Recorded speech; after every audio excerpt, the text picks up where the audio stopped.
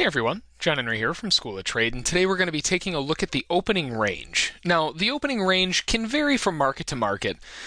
Typically, if you talk to pretty much any pit trader in the world, the opening range on crude oil and the energies, as well as gold and those types of markets, are going to be a 20-minute opening range, meaning that if it opens at 9 o'clock like we have here on crude oil, it'll be 20 minutes after. And that's what I'm using this indicator right here for, to just outline that.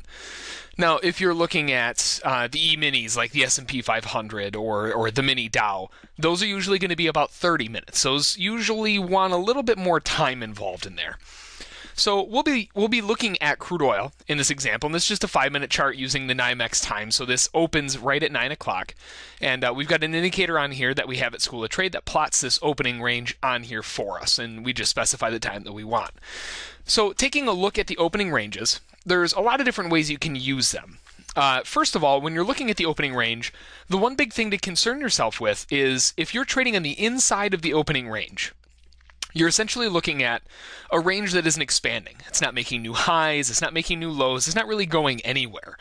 So if you're looking at a trending type of strategy where you're buying pullbacks or selling retracements, you don't really want to be doing that inside the opening range, right? This is showing you sideways when the price is inside of here. If you start to break out underneath it or break out above it, then you can start looking at buying those pullbacks, selling those retracements, and using those for patterns. So one way that you can use the opening range is almost sort of like a trend filter. So if you're trading in the inside of the opening range, that's going to be considered sort of a no trade zone. You don't want to be trading inside the opening range. Now, one of the other ways you can trade it is just trading a breakout. Now, the one thing that you need to be careful with is the direction that it breaks out in. It's got to show a little bit of conviction. So before we get into the breakout side of things, we're going to look at the fake out breakout. So a fake out breakout essentially means that as soon as it breaks out, it immediately gets sucked right back up into into the range, which is exactly what we had today on crude oil. Now, when we broke out of this, you can see we did close outside of it, so candlestick confirmation does show that we have a downside bias, but it's immediately pulled right back up into price on the very next candle. And that's basically showing you that there's no real conviction, it's a fake out. They basically tricked a bunch of people into that move and immediately swatted it right back in. Now, you typically see these fake out breakouts when you've got a very large opening range. So if we measure this opening range from the top to the bottom, that opening range is 66 ticks. That's a very large opening range in terms of crude oil. Now, other markets, 66 ticks, on gold, that might be pretty mediocre. Gold's a little bit more volatile. But taking into account the fact that we have a really large opening range and we tried to break out and immediately pull back in, that's going to be a fake out.